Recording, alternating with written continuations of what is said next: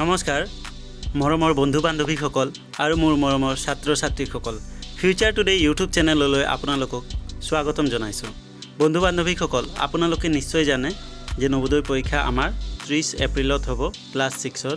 সেয়েহে নৱোদয় পৰীক্ষাত যিবোৰ পেছেজ আহে সেই পেছেজবোৰ আজি আপোনালোকৰ ওচৰত লৈ আহিছোঁ। ডিছকাছ কৰিম, আমি ভালকৈ বুজিম যে কেনেকুৱা আহে আৰু ইয়াৰ উত্তৰবোৰ আমি কেনেকৈ বিচাৰি উলিয়াম। তো আপোনালোকৰ এনেকুৱা ধৰণৰ পেছেজ থাকিব, এইটো চাইছে যিকোনো ঘটনা এটা আপোনালোকৰ বৰ্ণিত থাকিব, ইয়াত লিখা থাকিব।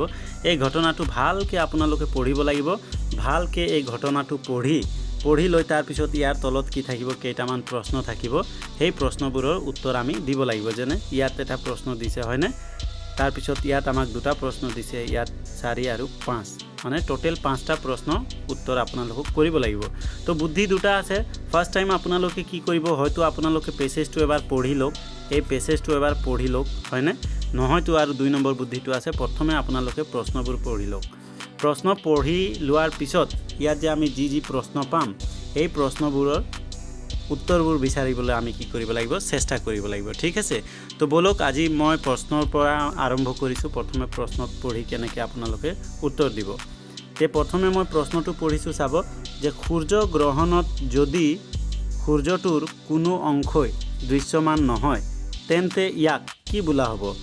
ইয়াক 1 নম্বৰ পূৰ্ণগ্ৰাসী সূৰ্যগ্ৰহণ বোলা হ'ব, নে আংশিক সূৰ্যগ্ৰহণ বোলা হ'ব, নে চন্দ্ৰগ্ৰহণ বোলা হ'ব, নে অমাৱস্যা বোলা হ'ব? তো আপোনালোকে নিশ্চয় বুজি পাইছে চন্দ্ৰগ্ৰহণটোতো নহ'বই, কিয়নো সূৰ্যৰ কথা কৈছে। সূৰ্যগ্ৰহণৰ কথা ক'লে চন্দ্ৰগ্ৰহণৰ কথাই নাহে, নিশ্চয় বুজি পাইছে।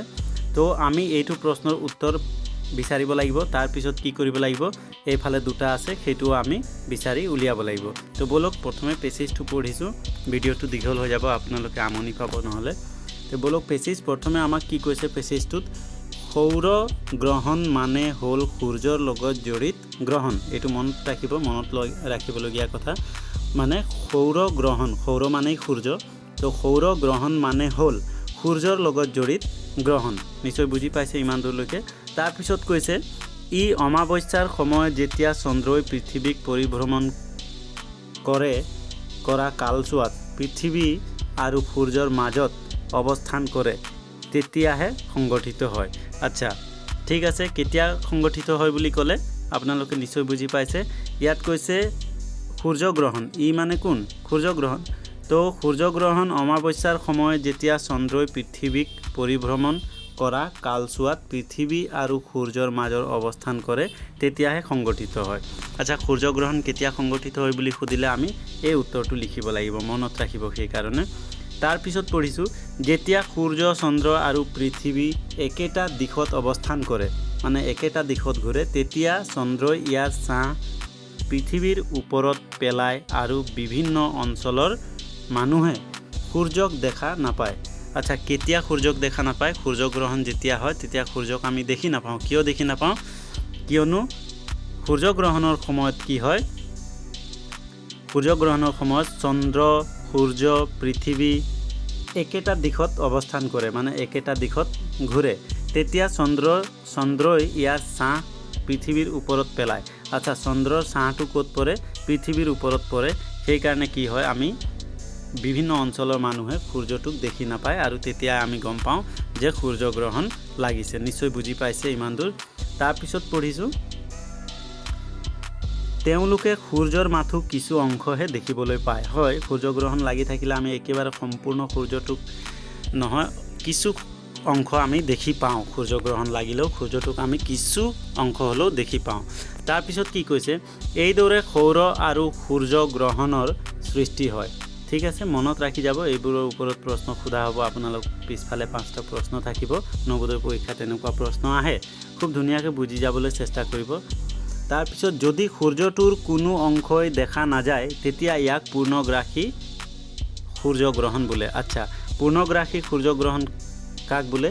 যেতিয়া আমি সূৰ্যটোক কি হয়, সূৰ্যটোক একেবাৰে দেখি নাপাওঁ, কোনো অংশই দেখা নাযায়, একেবাৰে দেখি নাপাওঁ, তেতিয়া ইয়াক কি কোৱা হয়? পূৰ্ণগ্ৰাসী সূৰ্যগ্ৰহণ বুলি কোৱা হয়। ইমান দূৰ বুজি পাইছে নিশ্চয়।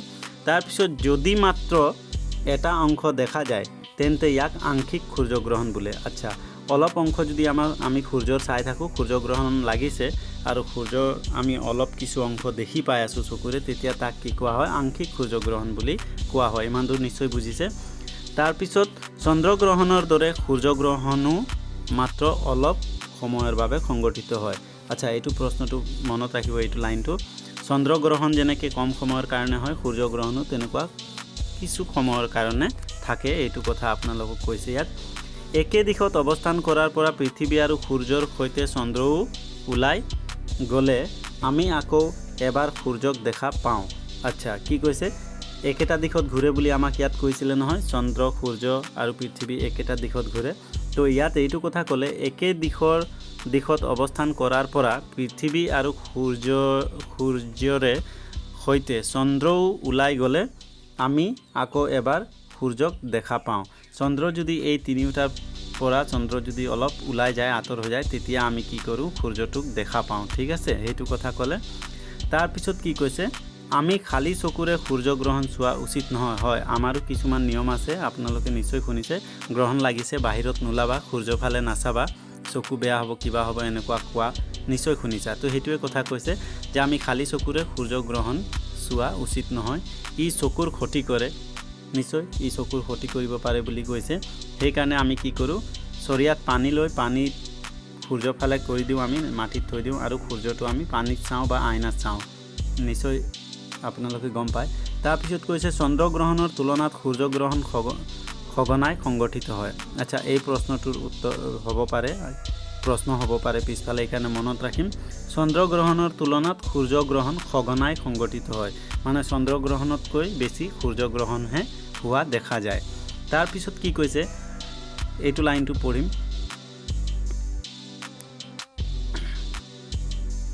সূৰ্যগ্ৰহণ হোৱাৰ সময়ত ইয়াক মাথো পৃথিৱীৰ কোনো ঠাইৰ পৰাহে দেখা যায়। সূৰ্যগ্ৰহণ হ'লে কি হয়? আমি কি কৰোঁ? সূৰ্যক দেখি নাপাওঁ, কিন্তু পৃথিৱীৰ কোনো ঠাই আছে সূৰ্যগ্ৰহণ লাগিলেও সূৰ্যক দেখি পায়, যেনে ছুইডেন, জাপান, এইকেইটা দেশত দেখি পায়। তাৰপিছত কি কৈছে? তাৰপিছত কৈছে এই ঠাইসমূহ হৈছে চন্দ্ৰৰ ছাঁ পৰা ঠাই। আচ্ছা, য'ত দেখি পায়, যোনবোৰ দেশত সূৰ্যক দেখি পায়, সেইবোৰ ঠাই কি হৈছে? সেই ঠাইবোৰ হৈছে চন্দ্ৰৰ ছাঁ পৰা ঠাই। তাৰপিছত সূৰ্যগ্ৰহণ প্ৰত্যেকটো অমাৱস্যাত সংঘটিত হয়। মনত ৰাখিব, কেতিয়া সংঘটিত হয়? অমাৱস্যাত সংঘটিত হয় সূৰ্যগ্ৰহণ। তে ব'লক আমি ইয়াৰ প্ৰশ্নবোৰ পঢ়ি চাওঁ, নিশ্চয় আপোনালোকে বুজি পাইছে। অলপ মনত ৰাখিব।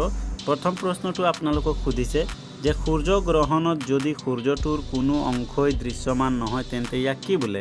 আমি পাইছিলোঁ, যদি একেবাৰে সূৰ্যটোক আমি দেখি নাপাওঁ সূৰ্যগ্ৰহণ হৈ থাকিলে, তেতিয়া তাক কোৱা হয় পূৰ্ণগ্ৰাসী সূৰ্যগ্ৰহণ, মানে পূৰা সূৰ্যগ্ৰহণ লাগিছে। নিশ্চয় বুজি পাইছে। দ্বিতীয় নম্বৰ প্ৰশ্নলৈ গৈছোঁ। দ্বিতীয় নম্বৰ প্ৰশ্নত কৈছে সূৰ্যগ্ৰহণ কিমান সময়লৈ থাকে? তাৰপিছত কৈছে এদিন, দুদিন, এঘণ্টাতকৈ বেছি সময়, মাত্ৰ কিছু সময়। তো আমি এদিন বুলিও পোৱা নাই পেছেজ পঢ়োঁতে, এঘণ্টা বুলিও কোনো শব্দ পোৱা নাই, আৰু এঘণ্টাতকৈ বেছি বুলিও পোৱা নাই। আমি পাইছোঁ কি? মাত্ৰ কিছু সময়। তো ইয়াৰ শুদ্ধ উত্তৰটো হৈ যাব মাত্ৰ কিছু সময়। তাৰপিছত দ্বিতীয় নম্বৰ প্ৰশ্নটো, 3 নম্বৰ প্ৰশ্নটো চাইছোঁ। সূৰ্যগ্ৰহণৰ তলৰ কোনটোৰ লগত জড়িত? আচ্ছা, সূৰ্যগ্ৰহণ তলৰ কোনটোৰ লগত জড়িত? সূৰ্যগ্ৰহণ ক'ত লাগে? চন্দ্ৰত লাগে, নে সূৰ্যত লাগে, নে পৃথিৱীত লাগে, নে আংশিকভাৱে লাগে, আকাশত লাগে? তেনেকুৱা সুধিছে। তো আপোনালোকে নিশ্চয় বুজি পাই আছে যে সূৰ্যগ্ৰহণটো সূৰ্যহে লাগে, সূৰ্যৰহে গ্ৰহণ হয়, সেইকাৰণে আমি সূৰ্যগ্ৰহণ বুলি কওঁ। নিশ্চয় বুজি পাইছে। 4 নম্বৰ প্ৰশ্নলৈ গৈছোঁ। 4 নম্বৰ প্ৰশ্নত সুধিছে সূৰ্যগ্ৰহণ কেতিয়া সংঘটিত হয়? আচ্ছা, আমি কৈছিলোঁ যে পঢ়িবৰ সময়ত মনত ৰাখিব কেতিয়া সংঘটিত হয়, সেইটো আমাক লাগে। চন্দ্ৰৰ প্ৰথম দেখা দিয়াৰ দিনা, এনেকৈ কৈছে, পূৰ্ণিমাৰ দিনা, অমাৱস্যাৰ দিনা, অৰ্ধচন্দ্ৰৰ দিনা। এতিয়া আপোনালোকে নিশ্চয় পাইছে অৰ্ধচন্দ্ৰ আমি পেছেজটোত পোৱাই নাই, পূৰ্ণিমাৰ কথাও পোৱা নাই, চন্দ্ৰৰ প্ৰথম দেখা দিয়াৰ দিনা এনেকুৱা কোনো শব্দ নাই। আমি পাইছিলোঁ অমাৱস্যাৰ দিনা, হয়নে? অমাৱস্যাৰ দিনাহে সূৰ্যগ্ৰহণ হয়। তাৰপিছত 5 নম্বৰ প্ৰশ্নলৈ গৈছোঁ। 5 নম্বৰ প্ৰশ্নটো কৈছে চন্দ্ৰগ্ৰহণৰ তুলনাত সূৰ্যগ্ৰহণ সংঘটিত হয় কেতিয়া হয়? অধিক হয়, সঘনে হয়, অধিক সঘনে নহয়, আৰু কি কৈছে? আধা দিনৰ মূৰে মূৰে হয় বুলি 4 নম্বৰটো কৈছে। তে নিশ্চয় আপোনালোকে চাইছিলে, মই পঢ়োঁতে কৈছিলোঁ যে চন্দ্ৰগ্ৰহণৰ তুলনাত সূৰ্যগ্ৰহণ কি হয়? সঘনে হয়। হয়নে সঘনে হয় বুলি পাইছিলোঁ আমি অধিক সঘনে হয় বুলি নহয় আৰু অধিক সঘনে নহয় বুলি শব্দটো নহ'ব হয় ঠিক আছে তে নিশ্চয় বুজি পাইছে আপোনালোকে আজিৰ পেছেজটো ইমানেই আছিলে বেছি দীঘল ভিডিঅ' নকৰোঁ আশা কৰিছোঁ ভিডিঅ'টো আপোনালোকে ভাল পাব শ্বেয়াৰ কৰিব লাইক কৰিব আৰু আপোনালোকে মোৰ চেনেলটো সাবস্ক্ৰাইব কৰি থব কিয়নো এক্সাম দি অহাৰ পিছতো মই আপোনালোকৰ প্ৰশ্ন পেপাৰবোৰ আলোচনা কৰিম আপোনালোকে কেইটা ভুল কৰি আহিলে কেইটা শুদ্ধ কৰি আহিলে সন্ধিয়া মানত মোৰ চেনেলৰ দ্বাৰাই আপোনালোকে গম পাব তে আজিলৈ বিদায় লৈছোঁ বন্ধুসকল আপোনালোকৰ মাজৰ পৰা অহাকালিলৈ হয়তো আকৌ আপোনালোকৰ দেখা দিম thank you for watching my video'